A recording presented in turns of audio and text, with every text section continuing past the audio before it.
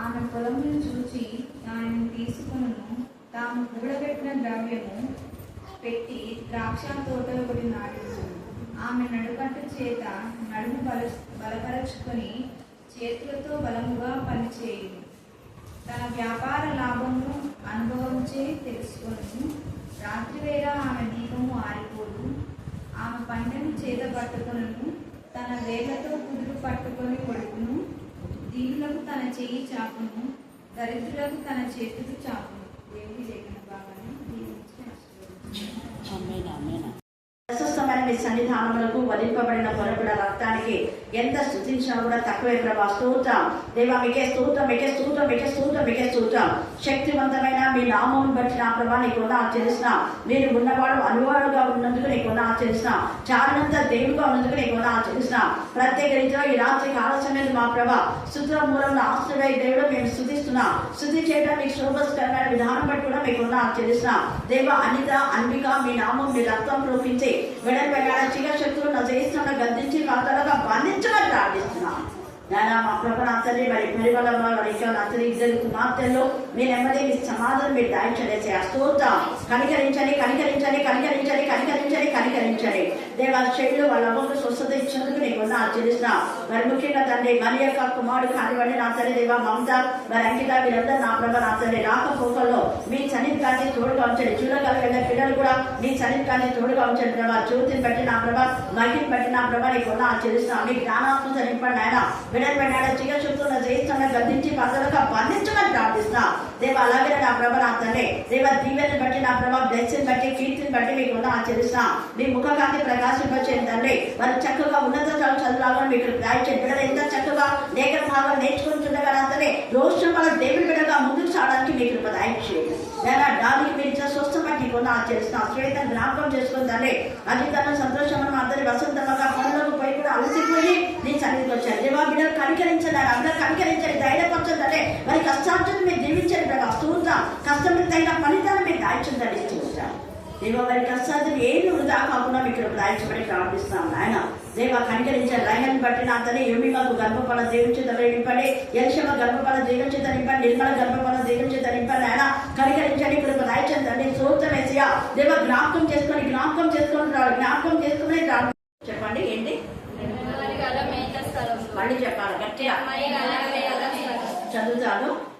ఇర్మియా 25వ అధ్యాయము ఆన్ చేస్తున్నారా? ఇర్మియా 25వ అధ్యాయం 36 వచనం నేను చదువుతాను. 36, 37 చూసుకోండి. ఆలకించుడి, మంద కాపరుల మొర వినబడుచున్నది, మందలోని ప్రధానుల గోల వినబడుచున్నది. యెహోవా వారి మేత భూమిని పాడు చేసి ఉన్నాడు. నెమ్మది గల మేత స్థలంలో యెహోవా కోపాగ్ని చేత పాడాయి. మనం చూస్తే సామెతలు 31వ అధ్యాయము కొన్ని వచనాలు మనం చదువుకున్నాం. తర్వాత ఇప్పుడు చదివిన లేఖన భాగాలు కూడా ఇర్మియా 25 మనము ఈ యొక్క సమయమందు 32 నుంచి చివరి దాకా మనం ధ్యానం చేసుకోగలిగితే ఇక్కడ నా లేఖన భాగాలు ఏంటంటే చేతుల కష్టార్జితము, మన చేతుల కష్టార్జితమును దేవుని కృప చొప్పునే ఆశీర్వదించబడుతుంది. చేతుల కష్టార్జితం ఆశీర్వదించబడలేదు అంటే మనం దేవునికి ఏదైనా విరోధంగా చేస్తున్నామో ఆత్మ పరిశీలన మనం చేసుకోవాలి. ఇక్కడ సామెతల్లో ఏమని చెప్తున్నాడు చూడండి. 16వ వచనంలో ఆమె పొలంను చూసి దాన్ని ఏం చేస్తుందంట తీసుకొని తాము కూడబెట్టిన ద్రవ్యం పెట్టి ద్రాక్ష తోట ఒకటి నాటించును. ఆమె నడుకొట్టి చేత నడుమును బలపరుచుకొని చేతులతో ఏం చేస్తుంట బలముగా పనిచేయాలి. అది స్త్రీలైన వాళ్ళు బలంగా పనిచేయాలి. ఖచ్చితంగా మనం చేసిన పనిని దేవుడు ఆశీర్వదిస్తారు. అయితే శక్తి లోపం లేకుండా మనం పనిచేయాలి. తర్వాత తన వ్యాపార లాభము అనుభవంచే తెలుసుకున్నాక రాత్రి వేళ ఆమె దీపం ఆరిపోదని కూడా మనం చూసుకున్నాం. ఇంకా ఆమె ఇంటి వారందరూ రక్తవర్ణ వస్త్రములు ధరించిన వారు. ఈ యొక్క రాత్రి కాల సమయంలో మనం జ్ఞాపకం చేసుకోవాలి. ఏ ఇంటిలో అయితే వాళ్ళ ఇంట్లో వాళ్ళందరూ కూడా రక్తవర్ణ వస్త్రములు ధరించిన వారు అంటే రక్షణ వస్త్రాలు. రక్షణ వస్త్రాలు ఎవరికైతే ఉంటుందో ఆ ఇంట్లో నెమ్మది ఉంటుంది. మరి నెమ్మది కలిగినటువంటి స్థితిలో మరలా నెమ్మది కలిగినటువంటి మేత భూములు, ఒకప్పుడు నెమ్మది ఉంది ఈ భూములకు, దేవుని యొక్క ఆశీర్వాదం ఉంది. దావీదు పరిపాలించేటప్పుడు 40 సంవత్సరములు దేశంలో ఏముందంట? నెమ్మది. హల్లెలూయా, హల్లెలూయా, హల్లెలూయా. అయితే దావీదు తర్వాత సొలొమోను పాలించేటప్పుడు కూడా పర్వాలేదు. ఆ తర్వాత భయంకరమైన సిచ్యువేషన్. ఈ యొక్క కింగ్ సొలొమోన్ రాజు వాళ్ళ కుమారుడు రెహబాము చేస్తున్నటువంటి సమయంలో భయంకరమైన దేవుని ఉగ్రత, రాజ్యము 2గా విభాగింపబడతారు. చూస్తున్నారా? అంత నెమ్మది గల మరి రాజ్యాలు ఎందుకు అతలాకుతలం అవుతున్నాయి అంటే దేవుని మాటకు లోబడనందుకే. రెహబాము దేవునికి విరోధంగా పాపం చేస్తాడు. కింగ్ సొలొమోన్ కూడా అంతవరకు దేవుని భయభక్తి కలిగిన వాడుగా ఉంటాడు. కానీ దేవుడు దావీదుకి ఇచ్చిన వాగ్దానం బట్టి సొలొమోను రాజ్యము 40 సంవత్సరం నెమ్మదిగానే ఉంటది. అయితే సొలొమోన్ రాజు దేవుని యొక్క నామములు ఘనపరచకుండా అన్య స్త్రీలను వివాహం చేసుకుని కామాతురత కలవాడై దేవుని ప్రేమ నుంచి వేరైపోతాడు. ఎప్పుడైతే పాపం మానవులో ప్రవేశిస్తో దేవుని నుంచి వేరు చేసేస్తాడు. దేవునికి మొదట ఇచ్చినటువంటి ప్రాధాన్యత సొలొమోను ఇవ్వడు. అందుకని దేవుడు ఏం చేస్తాడంటే నీ తర్వాత రాజ్యంలో నీ యొక్క కుమారుల చేతుల విభాగింపబడుతుంది, 2గా అయిపోతుంది. ఇక దేశంలో అనేకమైన విధాలుగా అల్లకల్లోలం జరుగుతాయని దేవుడు ప్రవచనం చెప్తాడు. ఆ ప్రవచనం మేరకే అప్పటి నుంచి ఇప్పటిదాకా గొడవలే. అయినా దేవుడు ఇశ్రాయేలుకు విజయమే ఇస్తాడు. హల్లెలూయా, హల్లెలూయా, హల్లెలూయా, హల్లెలూయా. 40 సంవత్సరాలు చుట్టుపక్కల రాజుల నుంచి ఎలాంటి యుద్ధాలు లేకుండా ప్రశాంతమైన వాతావరణం దేవుడు ఇస్తాడు. ఆ తర్వాత దేవుని నామములు ఎప్పుడైతే గణపరచారో అప్పుడే ఈ రాత్రి కాల సమయమందు దేవునికి ఇవ్వవలసిన సమయం మనం ఇవ్వకపోతే, దేవునికి ప్రథమ స్థానం ఇవ్వకపోతే, దేవుని నామము గణపరచకపోతే, ఎక్కువ వాక్యం వినకపోతే, వాక్యం చదవకపోతే, ప్రార్థన చేయకపోతే, లోకంతో ఉండే అప్పుడే మనకు శోధనలు వస్తాయి. స్టార్టింగ్ ఇక్కడ అదే తేజగా పరిశుద్ధాత్మ దేవుడు మాట్లాడుతున్నాడు. 32వ వచనం చదవండి.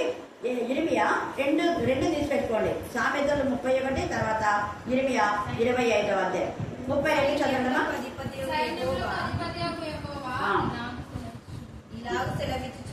సైన్యములకు అధిపతియగు యెహోవా ఇలాగ సెలవిచ్చుచున్నాడు. చూడండి, జనము నుండి జనములకు కీడు వ్యాపించుచున్న. జనము నుండి జనములకు, జనం నుంచి జనములకు ఎందుకు కీడు వ్యాపిస్తుంది అంటే కీడు చేసే వ్యక్తులతో సహవాసం చేసినందుకు. సొలొమోను రాజు అన్ని స్త్రీలను వివాహం చేసుకున్నాడు. అన్ని దేవతలు, అన్ని స్త్రీలు, అన్ని జనులు చాలా మంది కీడు చేశారు దేవుని పిల్లలు. అన్ని జనుల్లో మేము ఎలాగ దేవుని పాట పాడదామంటూ మిరియాము బాధపడతారు. చెరలో ఉన్నప్పుడు వాళ్ళు పాట పాడమంటే అన్నిలలో ఉన్నప్పుడు మేము ఎలాగ దేవుని నామాన్ని అవమానపరచాలేమో, ఎలా పాడాలి అని అనుకుంటారు. చూడండి, అన్నిలో ఆ యొక్క ప్రాంతంలో కూడా వాళ్ళు వెళ్ళారు, అన్నిల వీధుల్లో కూడా వాళ్ళు వెళ్ళారు. అన్నిలో నీళ్ళిస్తే కూడా తాగరు, అంత నిష్టగా ఉంటారు యూదులు. అలాంటిది ఇక్కడ ఏమంటున్నాడు అంటే జనం నుండి జనంలకు కీడు వ్యాపించాలంటే ఆ అన్యులతో మనం సహవాసం చేసినప్పుడు, లోకస్తులతో మనం సహవాసం చేసినప్పుడు, లోక మర్యాద మనం అనుసరించినప్పుడు ఈ కీడు వస్తుంది. తేటగా మాట్లాడుతున్నాడు. అదే పరిశుద్ధులతో సహవాసం చేస్తే కీడు పోతుంది. హల్లెలూయా, హల్లెలూయా, హల్లెలూయా. అందుకని జనం నుండి జనము కీడు వ్యాపించుచున్నది. దిగంతముల నుండి గొప్ప తుఫాను బయలువెళ్తుందంట. బైబిల్ స్టడీ అంటే జరుగుతుందే దేవుడు మాట్లాడాలని చెప్పుకున్నాం కదా. ఇప్పుడు చూడండి, అక్కడ ఎంత చక్కగా ఈ యొక్క తుఫాను బయలుదేరుచున్నదంట. తుఫాను ఏమైంది? ఇప్పుడు తుఫాను వస్తుందా లేదా? అవునా కదా? నేను అందుకే బైబిల్ స్టడీ అంటే ఎక్కడెక్కడో పత్రికలు అంటే అదంటే ఇవ్వంటే ఎప్పడం కాదు. ఆ వరుస క్రమంలో ఆది కాండం నుంచి ప్రకటన వరకు ధ్యానం చేయడమే బైబిల్ స్టడీ అంటే. అంతేగాని ఎక్కడో ఒకటి తీసుకునేది బైబిల్ స్టడీ కాదు.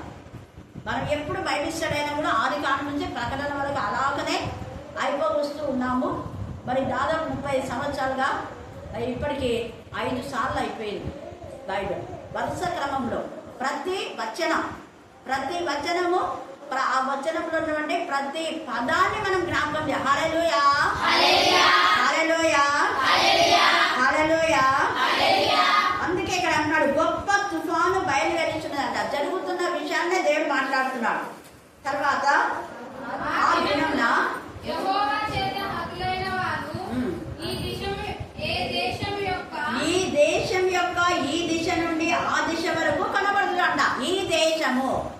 యొక్క రాత్రి కాల సమయంలో ఈ దేశం అంటే మన దేశంలో కూడా తుఫాను బయలుదేరి ఎక్కడంటే ఎక్కడ ఎంతమంది చనిపోయారు.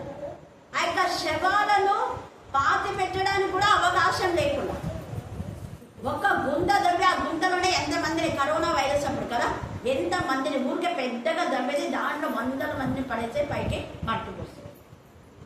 దివి తాలూకాలో కూడా అప్పుడు పెద్ద చాలా చాలా వరదలు, మీకు గుర్తుందో లేదో, నేను చిన్నగా ఉన్నా అదే అప్పుడు డిగ్రీనేమో చదువుతున్నా, అప్పుడు కూడా అంతే గుట్టలు గుట్టలు శవాలు ధనాధన ఈడ్చి ఒక దాంట్లో పడేసి పైన మట్టి కప్పేస్తున్నారు. ఎంత పొల్యూషన్ దేశం. ఇప్పుడు కూడా అదే అంటున్నాడు పరిశుద్ధాత్మదేవుడు. చూడండి ఎంత చక్కగా మొన్న వచ్చినటువంటి ఆ యొక్క వరదలలో ఎంతమంది చనిపోయినారు, ఎంతమంది చనిపోయినారు, లెక్కలేనంత మంది. వారు ఈ దేశం యొక్క ఈ దిశ నుండి ఆ దిశ వరకు కనబడుతురంట. తర్వాత ఎవరైనా వాని గురించి అంగలార్చరు. చూడండి, ఎవరైనా వాని గురించి అంగలార్చలేని పరిస్థితిలో. ఎందుకంటే ఒకరు చనిపోయింటే మళ్ళీ ఇంకోరు చనిపోయింటే ఇంకా వాళ్ళు పాతి పెట్టడం, వాళ్ళ యొక్క కార్యక్రమం చూడమే సరిపోతుంది.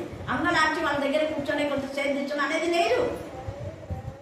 ఎందుకంటే కంపు కొడుతుంది తీసుకురావడము, వాళ్ళ గురించి పెట్టి ప్రార్థన చేసి అంతా కూడా టైం లేదు. కొంతమంది అయితే గుడ్డలో చుట్టు పెట్టేది, గుడికే బెడ్ చదివేది, ప్రార్థన చేస్తే వెంటనే తీసుకుని కూర్చేసేది. ఇంకా అలాగా హైదరాబాద్ అయితే గుడ్డ చుట్టేది, ఇంకా వాళ్ళ దగ్గరికి ఎవరు కూడా పోరు, ఏదో ఇద్దరు ముగ్గురు పోతున్నారు అంతే. వాళ్ళ గురించి అంగలార్చ, ఎంత చక్కగా వారిని గురించి అంగలార్చరు, వారిని సమకూర్చరు.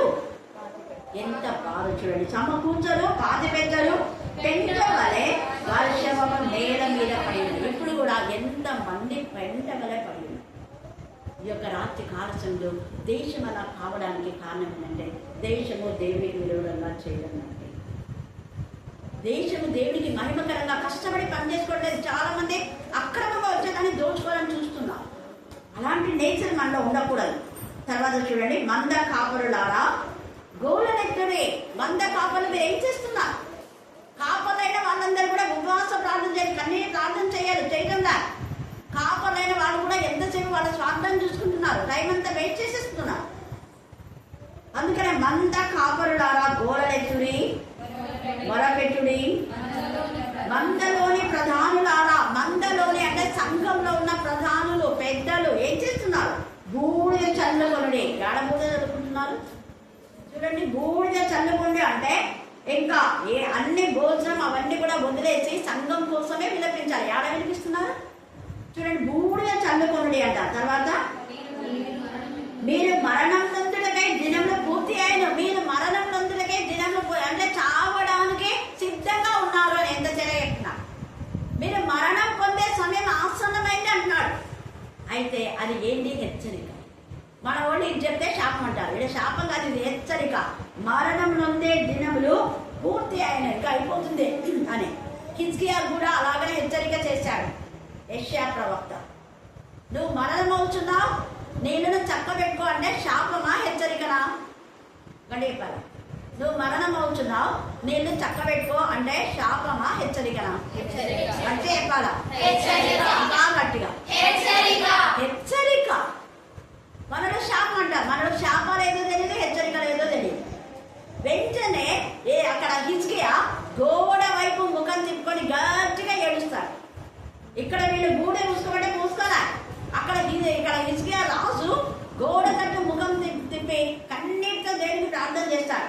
ఏ యెషయా ప్రవక్త అయితే నువ్వు చావబోతున్నావు, నువ్వు మరణమవుతున్నావు, నీ ఇంటి చక్కబెట్టుకో అంటే నువ్వు నాకు ఇలా చెప్తావా, ఇలా చెప్పిస్తావా అని ఎదురు తిరగలేదు.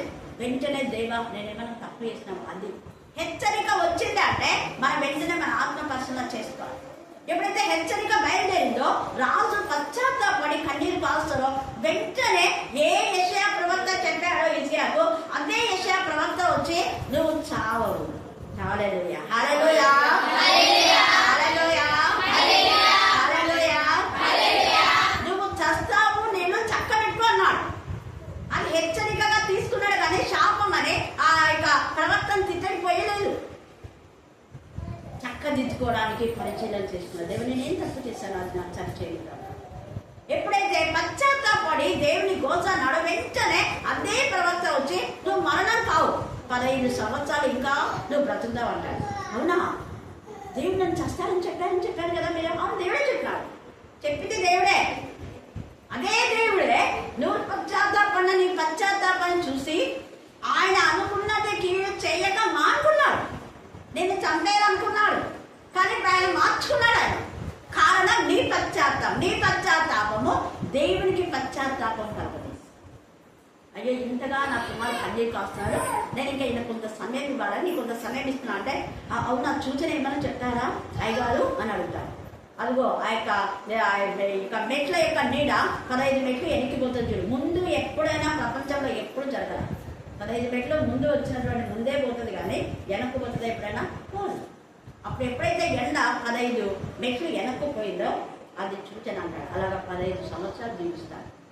ఆ 15 సంవత్సరాలు దేవుని ఘనంగా మర్యాద పరుస్తారు, కానీ తర్వాత మళ్ళీ దేవుని గణపరచాలి, గర్విస్తారు. అందుకని మళ్ళా దేవుని దగ్గర నుంచి శాపం వచ్చిన నువ్వు దేవుని ఇచ్చిన వాటిని అందరికీ చూపించింది దేవుని ఇచ్చాడని చెప్పలే. నా ఘనత నాది నాది నాది నాదే నువ్వు చూపించుకున్నావు. నువ్వు దేవుని గణపరచాలి. అందుకని నువ్వు ఏమేమైతే వీళ్ళకి చూపించినావో బబులోను వాళ్ళకు అన్ని బబులోను కొనుక్కోబడతాయి. నీ పిల్లలు కూడా బబులోనుకు పోతారు. నీ పిల్లలు నపుంసకులుగా చేస్తాను, వాళ్ళకి మళ్ళీ సంతతి ఉండదు, అట్లనే నపుంసకులు అయిపోతారు. దానియేలు, షడ్రక్, మెషక్, అబేద్నెగో నపుంసకులుగా ఉండడానికంటే నాజీరు చేయబడిన, వివాహం లేకుండా దేవునికి ప్రతిష్ఠించబడిన జనాంగం. హల్లెలూయా, హల్లెలూయా, హల్లెలూయా. అందుకని ఇక్కడ వీళ్ళకి చెప్తున్నారు, కానీ వీళ్ళు ఏమాత్రము ఏమర్పాటు జీవితంలో లేకుండా నిర్లక్ష్య స్వభావం. నేను మిమ్మల్ని చెదరగొట్టేదను, రమ్యమైన పాత్ర వలె మీరు పడుదురు. మంద కాపరులకు ఆశ్రయస్థలము లేకపోనంటున్నాడు. ఇప్పుడు ప్రస్తుతం చాలా సంఘాలు పడగొట్టబడ్డాయి. కాపరులు వాక్యం చెప్పడానికి అవకాశం లేకుండా పోయింది. అయితే ఎక్కడో చోట దేవుడు ఆ ఇళ్లలో చేస్తున్నాడు. కొన్ని రోజులు కరోనా అప్పుడు చాలా, అది ఇక్కడ ప్రవచనం చూడండి ఎంత చక్కగా, కాపరులకు ఆ యొక్క నివాసం ఉండడానికి ఆశ్రయం లేకపోను, మందలోని శ్రేష్టమైన వాటికి ఏం లేదంట, రక్షణ దొరకకపోను. శ్రేష్టమైన వాటికి రక్షణ. తేటగా బైబిల్ స్టైల్లో దేవుడు మాట్లాడుతున్నాడు. శ్రేష్టమైన సంఘంలో శ్రేష్టమైన వారు కొంత మాట్లాడడానికి టైం ఏంటంటే ఇవ్వరు. ముందుగా వాక్యంలో తేటగా శ్రేష్టమైన వారికి, కానీ దేవుడు రక్షణ కలుగజేస్తాడు. హల్లెలూయా, హల్లెలూయా. యెహోవా వారి మేత భూమిని పాడు చేస్తున్నాడు. ఎందుకంటే శ్రేష్టమైన వాటిని వాడు నిర్లక్ష్యం చేశారు. కాబట్టి ఆలకించుడి, మంద కాపరుల మొర వినబడుచున్నది, మందలోని ప్రధానుల గోల వినబడుచున్నది. యెహోవా వారి మేత భూమిని ఏం చేస్తుందా, పాడు చేస్తున్నాడు. శ్రేష్టమైన వాటి గురించి పట్టించుకోలేదు కాబట్టి, శ్రేష్టమైన వారికి మీరు సమయం ఇవ్వలేదు కాబట్టి ఇప్పుడు ఏమైతుంది, పెద్దవాళ్ళ గోల, కాపర్ల గోల వినబడుతుంది. వాళ్ళను దేవుడు ఏం చేస్తున్నాడంటే కోపాగ్నితో వాళ్ళని నింపేస్తున్నాడ. మేత భూమిని పాడు చేసి ఉన్నాడు. ఎందుకు మేత భూములు కొన్నిసార్లు పాడైపోతున్నాయి? ఎవరో ఒకరు చెప్పినారంట, మా యొక్క ఉల్లిగడ్డలో చేనంతా పాడైపోయింది అంటే నేను నా ఆత్మ పరిశీలన చేసుకోవాలా. చేనంతా పాడైపోయిందంటే నువ్వు ఎవరి చేరైనా పాడు చేయాలి, ఎవరి చేయరు. కానీ ఆత్మీయ స్థితిని, ఆత్మలు వాక్యం చెప్పకుండా ఆటంకం చేస్తే మన పొలాలు కూడా అట్లనే అవుతాయి. గుర్తుపెట్టుకోవాలి. ఏ కొలత కొలుసో అదే కొలత ఏమిటది నీకు కొలగదు. కానీ మనం నీతిగా, నిజాయితీగా, న్యాయంగా 10 మందికి మనం న్యాయం చేకూరిస్తే ఎన్ని ఆటంకాలు వచ్చినా మన వాక్య పరిచయం ఆగదు. హల్లెలూయా, హల్లెలూయా, హల్లెలూయా. దేవునికి మహిమకరంగా చూడండి. బైబిల్ స్టడీ 82 నుంచి మీకు చెప్పాను. ఎక్కడ నాకు ట్రాన్స్ఫర్ అయితే అక్కడ 2 టీచింగ్లు ఉన్నాయి. ఎక్కడున్నా కూడా ఏ రోజు వాక్య పరిచయం బ్రేక్ కాలేదు. కర్నూలులో ఉన్నప్పుడు అనేక ప్రాంతం రోజుల చోట బైబిల్ స్టడీ. మా ఇంట్లో ఒకరోజు, విద్యానగర్లో ఒకరోజు, తర్వాత కేథలిక్స్ దగ్గర చిత్తారి గేరంటారు అక్కడ ఒకరోజు, వడ్డగేర్లో ఒకరోజు, విద్యానగర్లో ఒకరోజు, ఇలాగా అనేక ప్రాంతములలో. మన సీసీ చర్చిలో మేము శనివారం అంతా గ్యాదర్ అవుతుంది. ఆయా సంఘాల వాళ్ళు మన అంతా ఒకటే సంఘం అని కాదు, ఆయా సంఘాల వాళ్ళంతా కలిసి మేము ప్లాన్ చేసుకుని మళ్ళీ వేరే వేరే చోట. జీవరత్నం అంటేని ఆ ప్రసన్న టీచర్ ఇక్కడ కూడా పనిచేస్తుంది. వాళ్ళ ఇంట్లో దాదాపు 5 సంవత్సరాలు జరిగింది బైబిల్ స్టడీ. తర్వాత నాకు ట్రాన్స్ఫర్ అయిన తర్వాత మళ్ళీ రెడ్డిస్ దగ్గర నేను ఇల్లు తీసుకుని ఉన్నా. అక్కడ ట్రాన్స్ఫర్ అయ్యే వరకు కూడా మా ఇంట్లో ఆలూరులో ఉండింది, అక్కడ ఉండింది రామదుర్గంలో. అక్కడ నుంచి మళ్ళీ నేను ఆలూరుకి వచ్చినాను. ఆలూరులో మళ్ళీ చర్చిలో వాక్య పరిచయం. ఆలూరులో అయితే దేవునికి మహిమకరమైన విధానంలో మరి కొన్ని రోజులేమో చర్చిలో, అంటే కొన్ని రోజులు అంటే ఒకే వారంలోనే మంగళవారం రోజేమో చర్చిలో చెప్పేదాన్ని నేను. మళ్ళీ గురువారం రోజేమో ఒక ఆంటీ వాళ్ళ ఇంట్లో, ఎస్టీబీసీ కాలేజీ కళాప్రపూర్ణ అంటే వాళ్ళ అక్క ఇంట్లో, వరుస క్రమంలోనే ఎక్కడ బైబిల్ స్టడీ చెప్పినా నేను అక్కడంటే తీసుకున్నాను. స్త్రీల కూటంలో అయితే ప్రత్యేకంగా నాకు వాక్యం ఇచ్చినప్పుడు అప్పుడు ప్రత్యేకంగా స్త్రీల గురించి మాత్రమే చెప్పాను. ప్రతి వారం ఒక ఇంట్లో జరిగేటప్పుడు ఖచ్చితంగా బైబిల్ ప్రకటన ఎక్కువ చెప్పినాను నేను. అక్కడంతా చాలా చోట్ల ప్రకటన చెప్పేసి, అందుకే దేవుడు ఎక్కువగా నన్ను ఆశ్రయించాను. ఎక్కడ ప్రకటన చెప్పారో అదంతా వాళ్ళు అన్నారు, అమ్మ ఇంతవరకు మేము ప్రకటన చదవాలంటే భయపెట్టలేదు, ఇప్పుడు మేము చదువుతామన్నారు. ఎక్కడ ప్రకటన చెప్తే అక్కడ అంతా అక్క కూడా మేరక ప్రకటన గ్రంథమే చదవడం కంటే అమ్మో అది భయం అది. ఇప్పుడు ఎక్కువ ప్రకటన చదువుతుంటే అర్థం ఏంటంటే ఇప్పుడు జరిగేవన్నీ ప్రకటనలో అవే. హల్లెలూయా హల్లెలూయా హల్లెలూయా. ఎప్పుడైతే మనం దేవునికి విరోధంగా ఉంటామో అప్పుడు దేవుడికి పని చేస్తారు. అందుకనే హెచ్చరిక చేయాలి. యెహెజ్కేలు 33లో హెచ్చరిక చేయాలి. నువ్వు హెచ్చరిక చేయకపోతే ఖడ్గం పాలు వాళ్ళు అవుతారు. వాళ్ళు ఖడ్గం పాలు అవుతే నిన్ను అడుగుతాను అంటాడు దేవుడు, నన్ను అడుగుతాడు. నేను చెప్పినా కూడా వాళ్ళ ఇష్టానుసారంగా వాళ్ళు ఉంటే దేవుడు నన్ను రెస్పాన్స్ అడగాడు. నేను చెప్పాను బాగుంటుంది, నేను వాళ్ళు విన్నా కూడా సరిదిద్దుకోవాలి. అప్పుడు వాళ్ళ దోషం వాళ్ళ మీద ఉంటుంది. అందుకని ఇక్కడ వాళ్ళు ఏమనుకుంటున్నా అంటే హెచ్చరిక చేస్తే శాపాలన్నీ పెడతారు. వాడు శాపాలంటే శాపాలైతే గుర్తుపెట్టుకోండి. ఎప్పుడైతే హెచ్చరికలు శాపాలు అన్నావో నీ నోటి మాటను బట్టి నువ్వు పట్టబడతావు. నీ నోరు చెప్పిన హెచ్చరికలు శాపం అంటే శాపాలు అవుతాయి. ఇది హెచ్చరిక కదా అని హిజ్కియాలాగా పశ్చాత్తాపడి తప్పులు క్షమించమని దేవుని సన్నిధిలో చెప్తే అప్పుడు ఆశీర్వాదాలు మార్చుతాను. హల్లెలూయా హల్లెలూయా. ఆది కాండంలో దేవుడే ఆశీర్వదించినాడు, మళ్ళీ దేవుడే ఏం చేసినాడు, దేవుడికి చెప్పించినాడు. కారణం ఉంటే చెప్పినాడు, ఇది తినుదినమున నువ్వేపేదా అన్నాడు, చస్తావన్నాడు. చూడండి, ఇది తినుదినమున చస్తావు అనేది హెచ్చరిక. నువ్వు చావు పో అంటే ఏంటది, శాపం. చావు పో అన్నాడు. దేవుడు ఏమన్నాడు, ఇది తినుదినమున నువ్వు చస్తావు, తినుదినమున నువ్వు చచ్చుదువు అన్నాడు. చావు పో అని చెప్పాలి, అప్పగించాలి. తింటే నీకు చావు, తినకపోతే జీవం. చాయిస్ నీకే. జీవం మరణము నీ ముందుంచుతున్నా, తింటావో తినవో నీ ఇష్టం. ఆశీర్వాదం శాపం నీ ముందు పెడుతున్నా. నీకు ఆశీర్వాదం కావాలా శాపం కోరుకోవాలా చాయిస్ నువ్వే కోరుకోవాలి. దినమున తింటేనే నువ్వు చస్తావు అన్నాడు దేవుడు, తినకుండా బ్రతుకుతావు. మరి ఆమె తినింది ఆ రోజే, అయినా దేవుడు కనికరంగా ఉంటాడు. వాళ్ళ శాపాన్ని ఆశీర్వాదంగా మార్చేసినాడు. యేసు ప్రభు ద్వారా శాపం కొట్టివేయబడింది. హల్లెలూయా హల్లెలూయా హల్లెలూయా. కాబట్టి ఇక్కడ అంత నెమ్మది గల ఆ ప్రదేశం అంట, నెమ్మది గల మేత స్థలంలో యెహోవా కోపం చేత ఏమైంది పాడాయి. నెమ్మదిగా ఉన్న మన కుటుంబాల్లో దేవుడి కోపం ఉంటే పశ్చాత్తాపడదు మనం. తర్వాత క్రూరమైన ఖడ్గం చేతను ఆయన కోపాగ్ని చేతను వారి దేశము పాడు కాగా సింహము తన మరుగును విడిచినట్లు ఆయన తన మరుగును విడిచాడు. ఆయనే తన మరుగును విడిస్తే ఎంత భయంకరం. అందుకనే మనం ఇక్కడ ఈ యొక్క సామెతలో చెప్పబడిన రీతిగా ఆమె చేతులతో బలంగా పనిచేస్తుంది.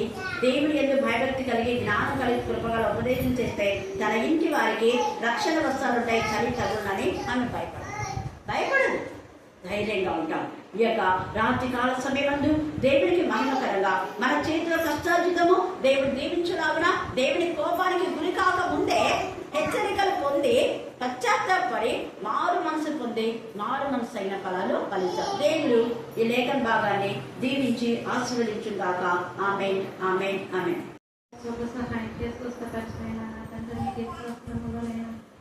అవును నా ప్రభా, నా తండ్రి నీ బ్రతుకున్నాను తండ్రి, నీ కృప నీ దయ నా తండ్రి, నీకు స్తోత్రములు నా తండ్రి. నేను నా తండ్రి ఇంటికి లేని వాళ్ళము నా ప్రభా నా తండ్రి. అవును నా తండ్రి, ప్రతి క్షణం ప్రతి గడియలో నువ్వు ముందుండి ప్రతి నిమిషంలోనైనా నువ్వు ముందే మనం నడిపించిన నా దేవానికి స్తోత్రములు నా తండ్రి. అవును నా ప్రభా నా తండ్రి, ఈ వేణుస్వామి అని మాకు ఈ కేటాయించినందుకు నన్ను బట్టి నీకు వందనాలు నా తండ్రి, నీకు స్తోత్రములు నా తండ్రి.